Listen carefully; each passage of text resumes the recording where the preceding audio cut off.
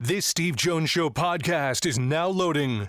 The Steve Jones Show podcast is presented by Sunbury Motor Company, Purdy Insurance, and Brewers Outlet.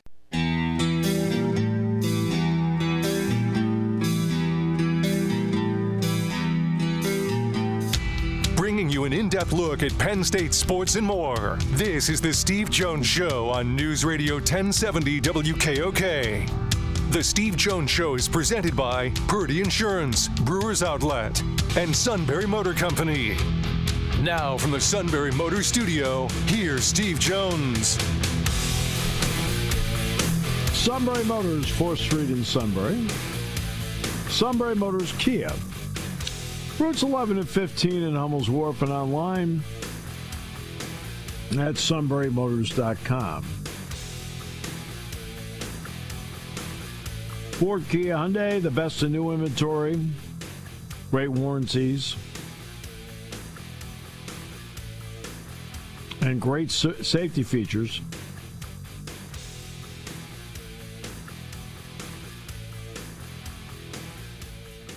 Great pre-owned inventory. They go over each vehicle. Eases your buying experience. And terrific service department. Whether you're looking at inspections, routine, quick lane, difficult, they handle it all.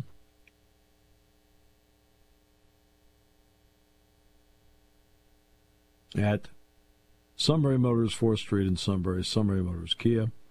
Routes 11 and 15 in Hummel's Wharf and online at sunburymotors.com.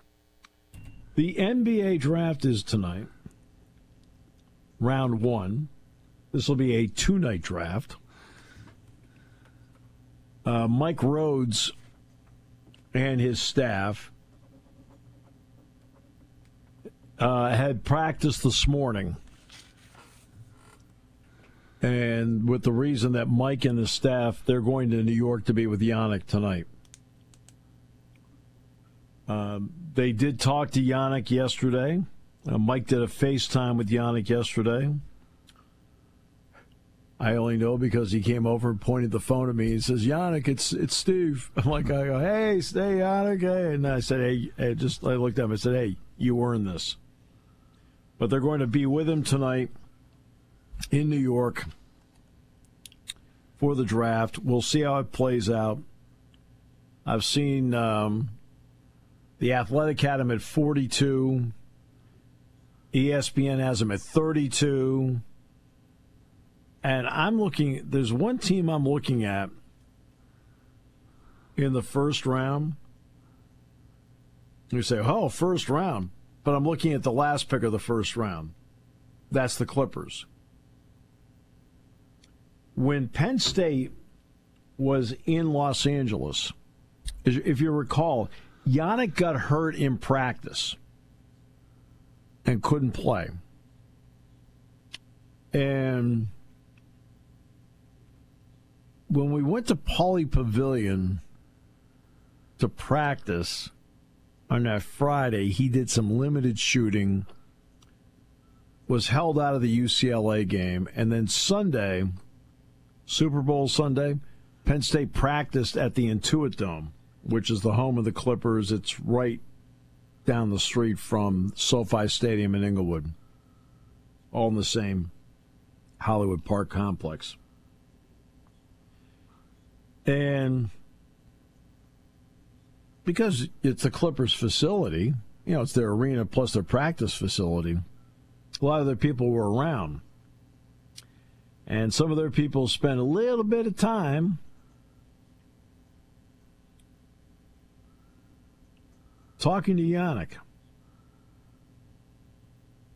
fact, a fair amount of time talking to Yanic. That's why I'm looking at that team wondering if it's stuck. We won't know till tonight. Maybe it did, maybe it didn't. I think you have to do your due diligence if you're the Clippers, if a 6'10", 6'11" dude walks into your facility. Well, no, exactly, especially one that is quick, has talent. But I will say this, Mike Rhodes and his staff have been here 2 seasons. Think about what they've done. And so this goes to Mike, but also to Brent Scott. And a lot has to do with Brent Scott. Jamal Brunt does a great job with the defensive part of it. Joe Crispin on offense. Brent Scott works with the big guys. Look at the progress that Qudus Wahab made in 1 year at Penn State. I know it was his 5th season, but he had really been just another big guy at both Maryland and Georgetown, because I did Q's games. When he was at Maryland, he played Penn State. When he was at Georgetown, he played Penn State. So I broadcast games Q played in at various stops. The improvement he made from the first day of summer camp to the end of the season was remarkable, to the point where, like, boy, I wish he had more year left. Same thing with Yanic. When Yanic came in, there were the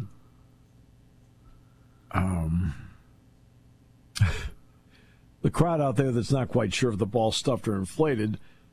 Who's this guy? Why'd they get him? And I'm watching practice, and I said to Mike after about 10 days of practice last summer, I said, let me ask you something, Mike. I said, how'd everybody miss on this guy? I said, this guy can play. I mean, when you see a guy that's that mobile, his footwork, size, the ability to put the ball on the deck, you're like. And then my next question was, why didn't Northern Illinois do anything about it?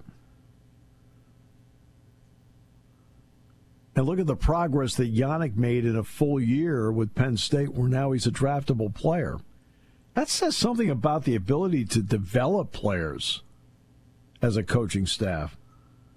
I mean, I know Qudus Wahab was not drafted, but if you saw him at the beginning of camp 2 years ago in June, and the guy that left the program in March, it's a completely different player.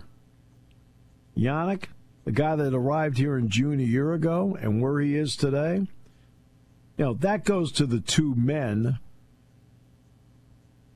that are playing it and working hard, but it also goes to Mike Rhodes and Brent Scott in particular.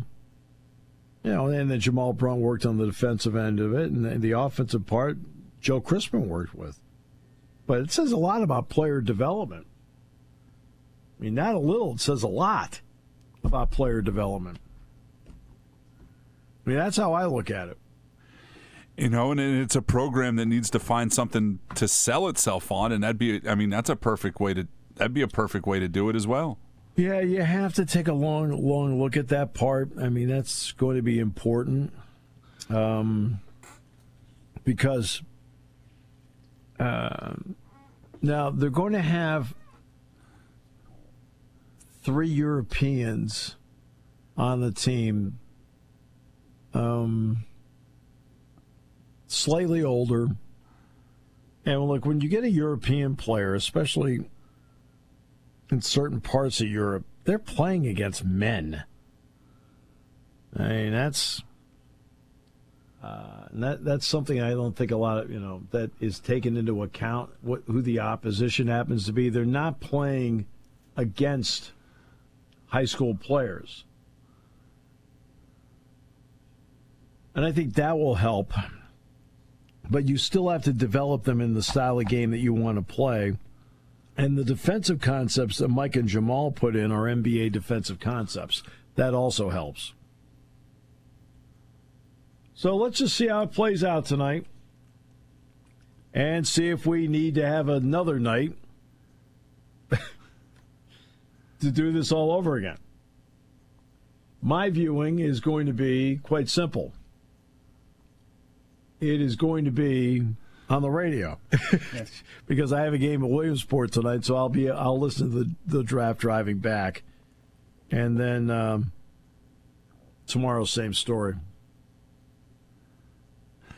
I do wonder if he sneaks into the first round. I think there's a couple mock drafts that have the 7-1 kid from Stanford going late in the first round to a couple teams. I don't know. Maybe they change their mind and go with Yanic, who's kind of not the same player, but kind of the same type of player. But I saw some of the same things you saw. I think to the Sixers early in the second round, and maybe to the Hornets a little later in the second round. Actually, the Hornets picked before the Sixers in the second round. Oh, sorry. So then I saw him to the Hornets and the Sixers. I didn't see the late one then. Yeah, the Hornets actually picked before. The Hornets, I think, pick at 32. That's Charles Lee, right? The head coach down there, former Bucknell player. So we'll see. And I mentioned the situation with the Clippers. I'm just pointing out things that fans would never know. In other words, did anybody know that that Penn State practiced at the Clippers facility?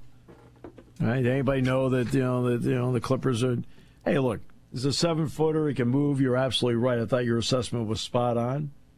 So of course they talked to him, but bottom line is they talked to him. They weren't completely uninterested. How about that? They probably beat Ben Simmons in a running race with his hurt ankle, and they were all in. Well, Simmons was there that day, you know.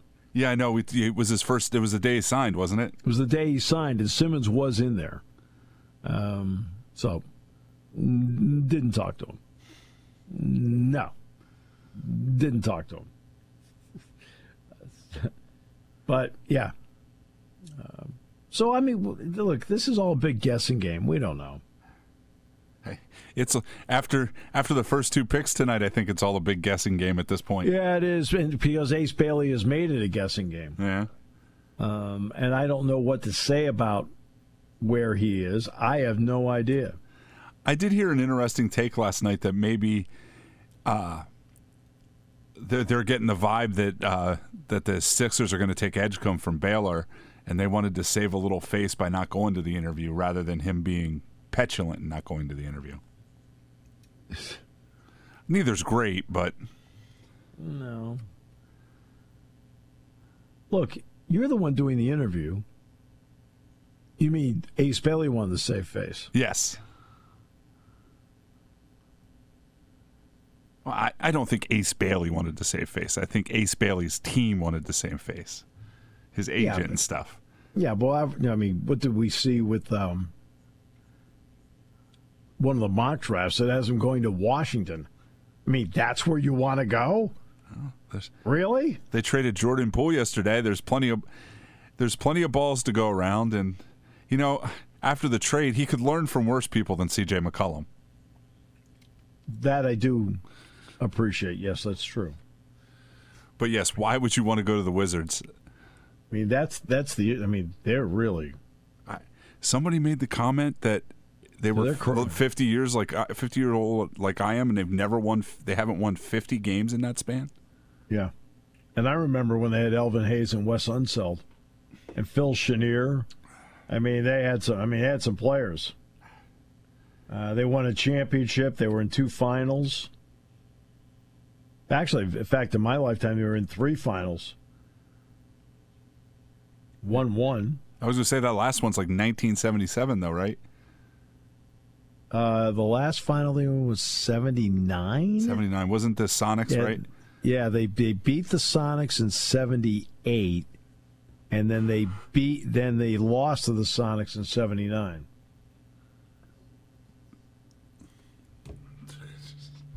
How about that? It's not great. It's been a long time. Long time.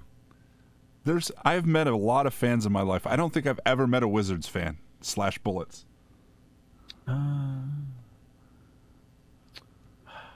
Well, because I'll do games at Maryland. Yeah. I've seen a couple of people wearing Wizards jerseys. I've been to Bullets games, but I've never actually met a Bullets / Wizards fan in the wild. Like, I've never seen a John Wall jersey at our mall. How's that? Yeah. Well, again, that's another case. He and the guard they traded to Phoenix, what the heck was it? Bradley Beal. Yeah, Bradley Beal. You've heard me say how many times on the show? I refer to him as the faux stars.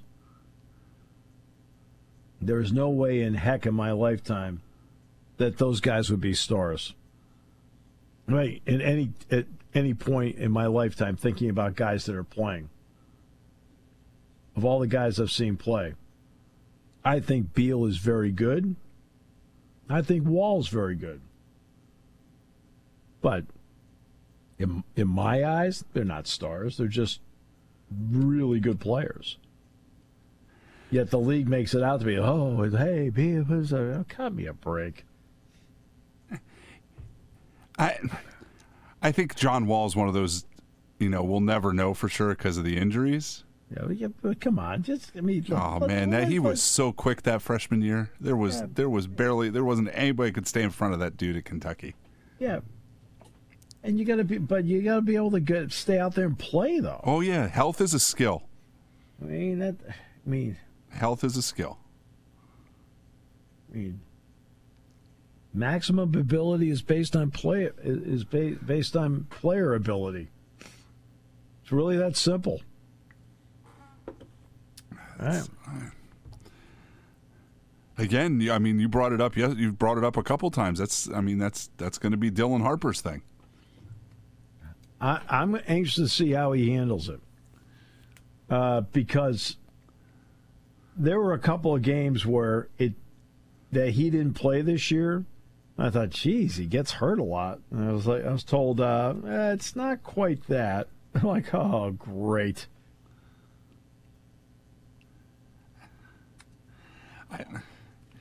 At least he's, in theory, as of right now, the assumption is he's going to San Antonio, and he will.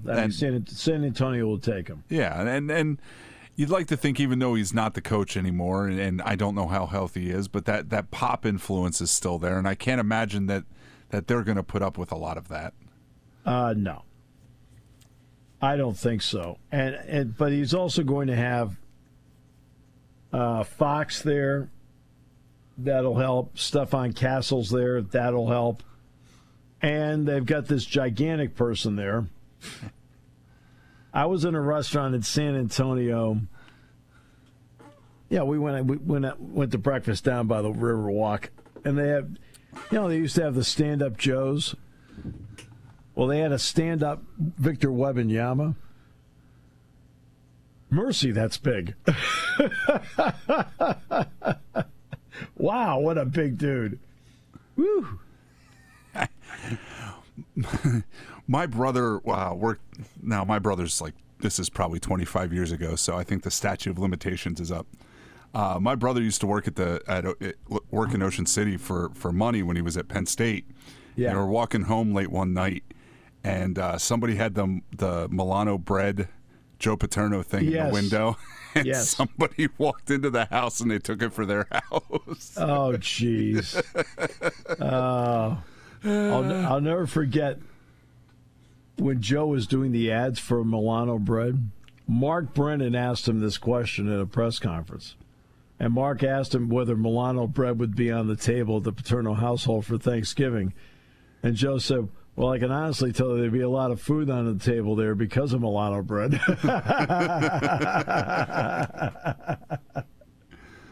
Well. Seemed like an honest answer. Incorrect, probably. Yes. But yeah. But this stand-up Victor Wembanyama, Todd, I'm telling you, like, man, that is one big dude. Because the stand-ups are all supposed to be pretty much, what they're supposed to be. Height-wise, they were like that. It's a picture. How do you sneak away? That's one you probably can't sneak away with. Oh, well, you couldn't even fit in your car. Walking out with that, it's hard to be inconspicuous. You'd have to have like a sunroof to stick it into your car. Yeah. No, there's any doubt about that. Jeez. That's unreal. Now I kind of want one to drive around with.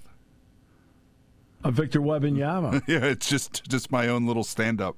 Or big stand-up, I guess. You bring it to the Little League games you cover. There you go. Did you get to a Little League game last night? No, that's tonight. It's tonight. Where's that? Up at Turbitville. It's District 13 major softball championship game. Oh, good. Okay. Yeah. We'll see how good it is, how sweaty I am about 5:15. I don't think we need to know. Nah. We're all on a need-to-know basis. We don't need to know. I don't think there's anybody that needs to know. Maybe at home they need to know. I don't even think they care. Nah, he's sweaty. I don't know. I'll get near him. You know? Speaking of Little League, I don't think I brought this up this week. In the major baseball tournament on Sunday, kid from Snyder County in the 4:00 game missed a perfect game by he walked the kid in with one out in the sixth. Oh. And then the Selinsgrove kid in the next game pitched a perfect game. Oh, really? Yeah. I was like, yeah, that doesn't usually happen often, even in Little League. No. That didn't happen ever. That's also the doubleheader I want if both pitchers are going to pitch like that. Oh. Two easy stories to write, and both games are over fairly quickly. Oh, yeah. Oh. Like, I've done a lot of games that are over 3 hours here this month. Like, oh. I mean, I've done a couple of games where, like, an inning because of the number of runs scored and pitching changes lasted an hour. Like, brutal. Love the game, but sometimes it can be mind-numbing. Jack Lausch, by the way, the former quarterback at Northwestern, is playing center field for the Cutters. I saw the homer to left field last night on the internet. My Lord. I called that one last night. That was well hit. That was Gotham, the first baseman, hit it. Tad Gossett. That's how you can tell it's hot. The ball is carrying there. 377 feet. Grill is fired up, and your summer adventures are just getting started. Whether it's a beach trip, a ball game, or just running the kids to practice, Sunbury Motors Ford has the vehicle to get you there. Choose from over 20 Bronco Sports, roomy, rugged, and ready, with savings up to $8,278 and prices starting at just $29,483. Want efficiency and space? Grab one of 24 fuel-sipping 2025 Ford Escapes, discounted up to $5,769 and starting at only $28,352. Need a muscle for the boat or camper? Check out 35 Ford F-150s, America's bestseller, with savings just under $11,000, starting at $46,579. No pressure, no gimmicks, just real deals for real families in Central PA. Sunbury Motors Ford, coming alive in 2025. In the North 4th Street Auto Plaza, Sunbury.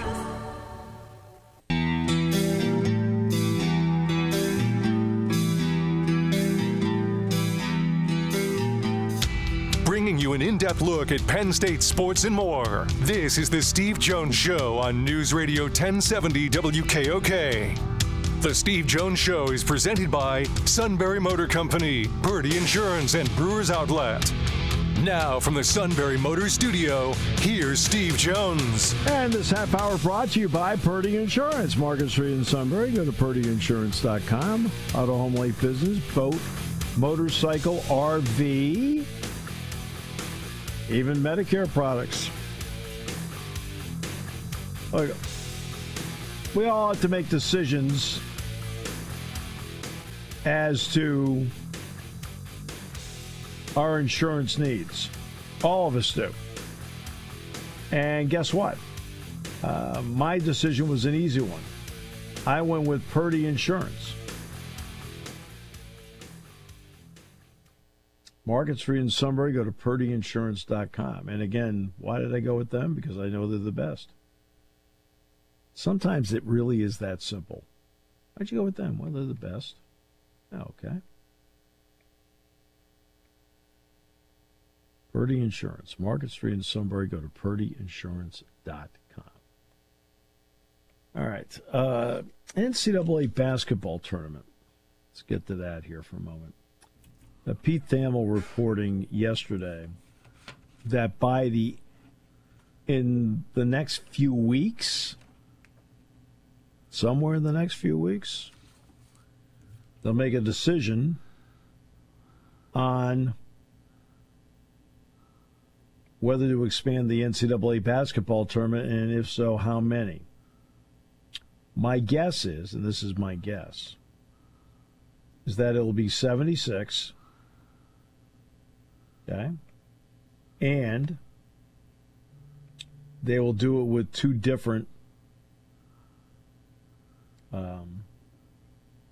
first four sites.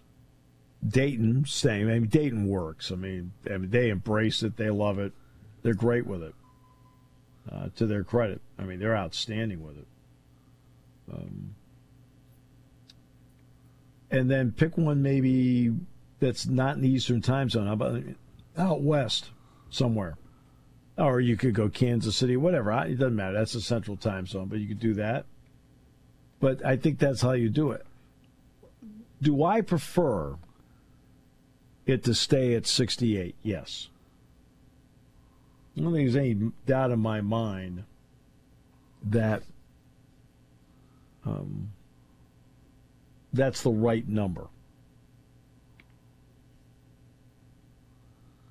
I mean, 64 is the right number, but I understand why it's 68. So since it's 68, keep it that way. But why am I saying now 76?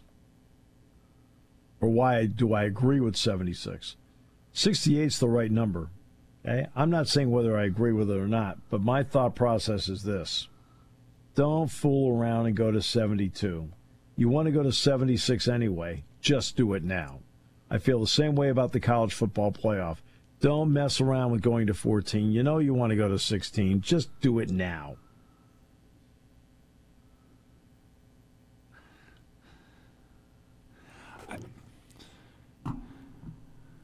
I think this is another one of those things that people disagree with, and I'm not particularly fond of them expanding the tournament. But again, once they get it expanded and we get the extra games, I think people are going to like it. But I get why, are they going to stop at 76? I think that is the question. Are we going to expand it again in 5-10 years? That's fair. So let's use some logic here for a moment. So in other words, let's like do stuff they don't do at the staff meeting. Okay, so let's do logic for a second. There are 363 teams, okay, and that means at the moment 19% of all teams in the NCAA make the tournament. That means 81% do not. It also means that if you expand to 76, the percentage will go up, but not as much as people think. It would go to 21%. That means 79% of the schools still will not make the NCAA tournament. Now let's get to maybe a hidden reason behind it. The hidden reason behind it, they're sitting down right now and they're talking with their TV partners because they need to front this. You need to be able to pay for the extra 8 teams in there. Okay? So I understand all that. Okay? But I think there's also another hidden reason. If you can get the right money number, you're at a point in the NCAA where the House settlement just took place. What is one of the provisions of the House settlement? One of the provisions of the House settlement is back pay to student athletes.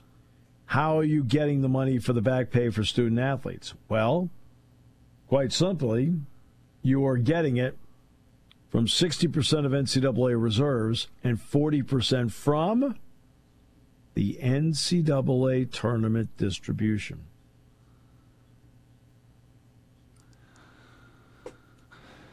So, is there some financial logic to it? There very well may be, because they need to come up with the money. It's not that it would help financially help the Power 5 schools because the Big East would be the fifth, so the Power 5 schools. But if you do expand and there's a little bit more money in there, it could help the Bucknells of the world, who usually only get one unit every year. And because right now they're to be the ones most wounded by this distribution being less. I was thinking while you were talking, wouldn't be the prudent play to have less teams in the NCAA tournament? Then there would be, each team would get more money, and there'd be, because aren't they going to make them? Aren't they making their livings now off the TV money from football and the TV money for the tournament to pay for everything?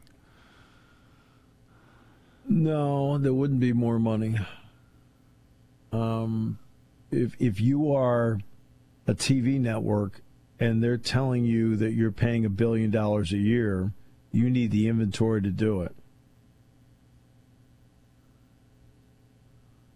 See what I'm saying? Well, I mean, even going from 68 to 64.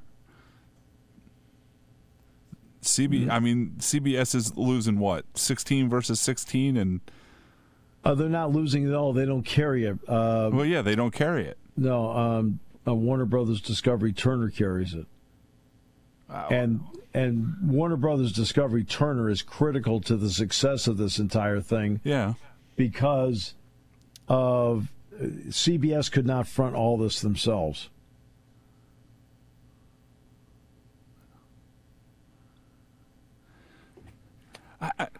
I mean, hey, if they can figure out a way to get a little bit more money for people and make it 76, like I said, I don't necessarily agree with it in the moment on this day.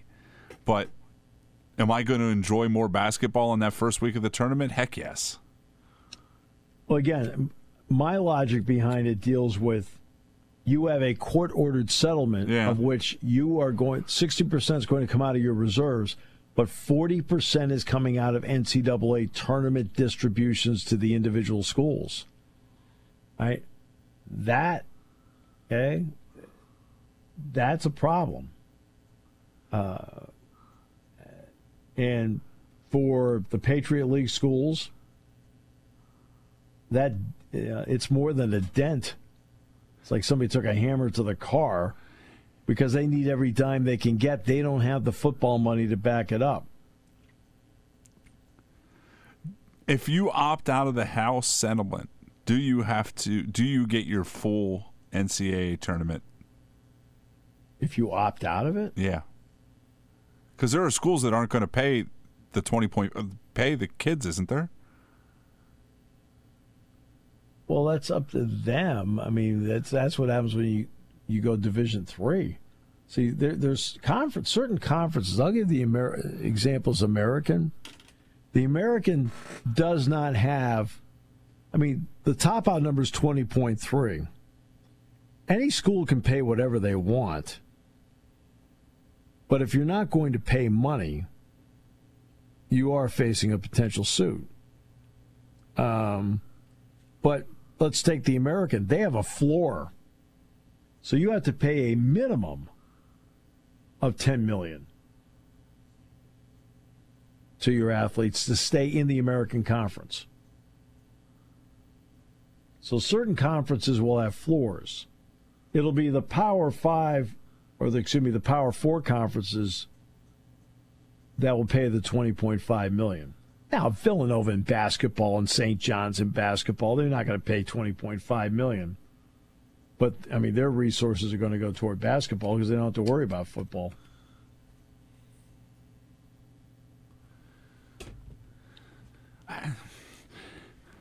Well, look. What did I say originally? I said originally I'd keep it at 68. So you and I are on the same page there. But I also see what the writing on the wall is. The writing on the wall is they're going to expand. Well, to me, if you're going to expand, don't tippy-toe around and do 72 and whatever when you really want 76. Just put out there what you want, and just do it now. And I said this, and I said the same thing about the college football playoff. Look, don't fool around with 14. You want 16. Just do it now. Go from 9% being in the college football playoff to 12%. Just do it.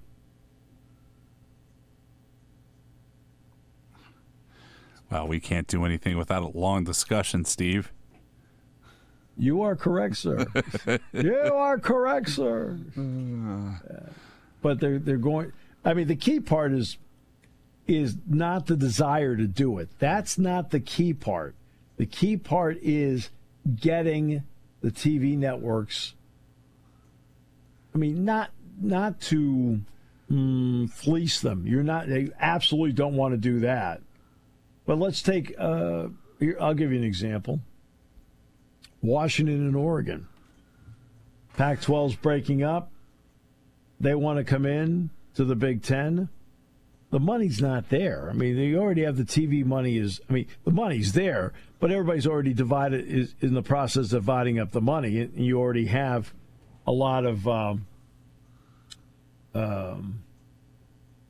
schools doing their 5-year budgets knowing what the numbers are going to be. Oh, wait a minute. We got 2 more mouths to feed. Oh. So what did the Big Ten do? They went to Fox and said, can you front each one of them for half shares, making it a full share? And Fox said, yes. That's how they got them in.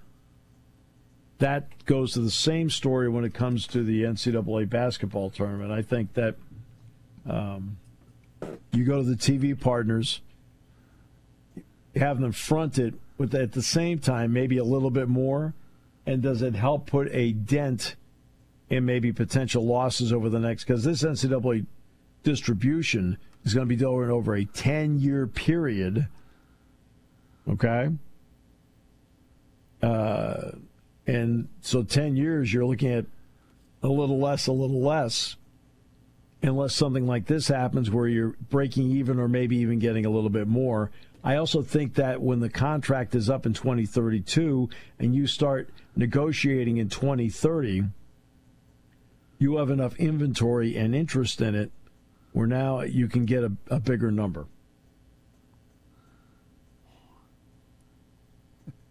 Well, that's a long, convoluted answer, huh? I was just going to say, man, we don't know what's going to go on in 8 months. Imagine trying to figure out college sports is going to be like in 2030.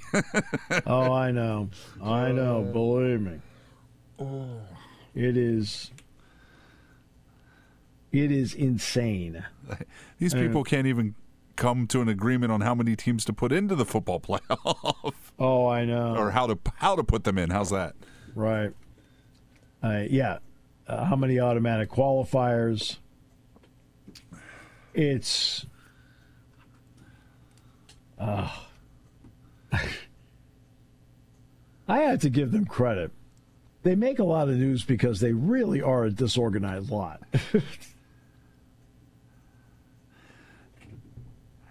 I feel like maybe they should just go on a retreat with each other for like the month of June and learn how to get along, and then maybe that will spur some action.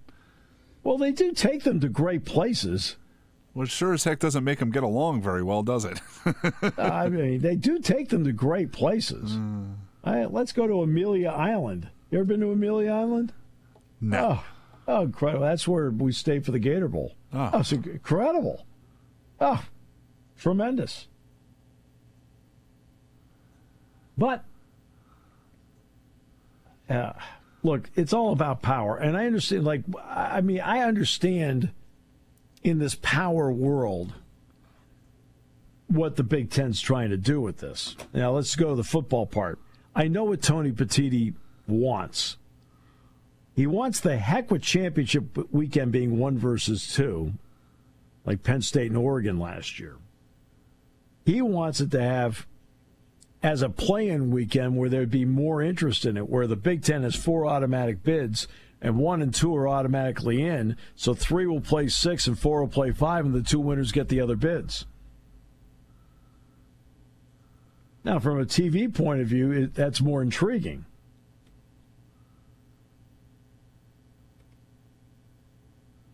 That doesn't mean I didn't say it was better. I said from a TV point of view, it's more intriguing.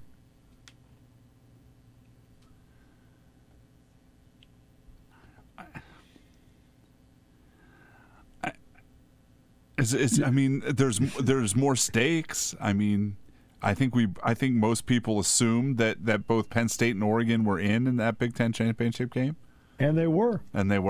I mean, I get it. I'm not sure. I feel like I feel like the issue isn't that it's not a good idea. I feel the issue is it's not traditional, and college football has a hard time with dealing with untraditional things. Well, a 12-team playoff's untraditional. And how long did that take? I know. I think that, well, again, but the 12-team playoff should have been in, or a 16-team playoff should have been in 30 years ago. Okay? It should have been in 30 years ago. And you sit there and you see stuff like this, you just ask yourself, what takes so long?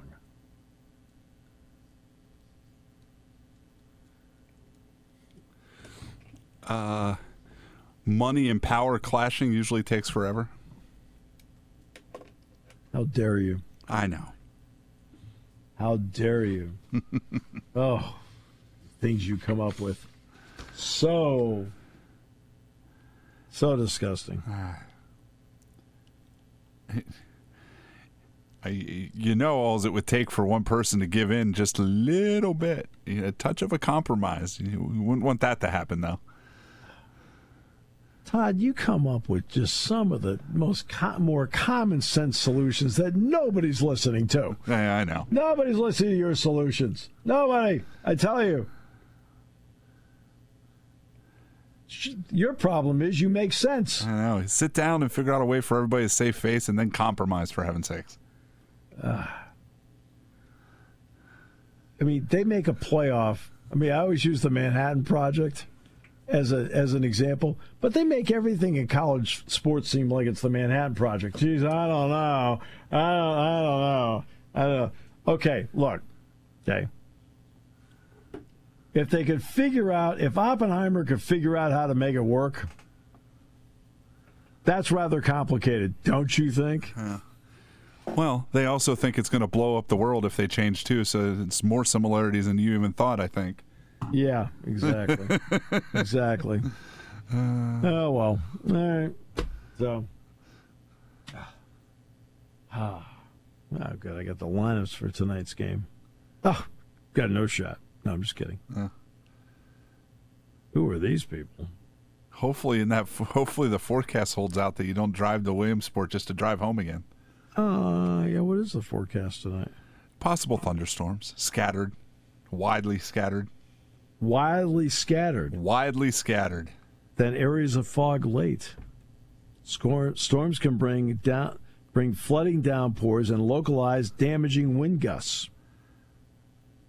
I don't know why that would happen. It's 97 with 70% humidity. I am taken aback by this. As two people have outdoor plans this evening, right? Yeah. Great. Well, the advanced forecast for the 3rd and 4th of July and the 5th of July is great. Very nice. Just got to get there first. Yeah, I got to get there first. All right. Okay. Next half hour coming up. Todd, anti-basketball. I don't know about anti-basketball. I'm kidding you. Did you see the other day that the suit walked in, he had a T-shirt on that had an F on the front of it? Did you see that? I did not. I asked him, I said, what's that for? He goes, it means phenomenal. He scares the daylights out of me. This half hour brought to you by Purdy Insurance. School's out, the grill is fired up, and your summer adventures are just getting started. Whether it's a beach trip, a ball game, or just running the kids to practice, Sunbury Motors Ford has the vehicle to get you there. Choose from over 20 Bronco Sports, roomy, rugged, and ready, with savings up to $8,278 and prices starting at just $29,483. Want efficiency and space? Grab one of 24 fuel-sipping 2025 Ford Escapes Jeeps, discounted up to $5,769, and starting at only $28,352. Need muscle for the boat or camper? Check out 35 Ford F-150s, America's bestseller, with savings just under $11 grand, starting at $46,579. No pressure, no gimmicks, just real deals for real families in Central PA. Sunbury Motors Ford, coming alive in 2025. In the North 4th Street Auto Plaza, Sunbury.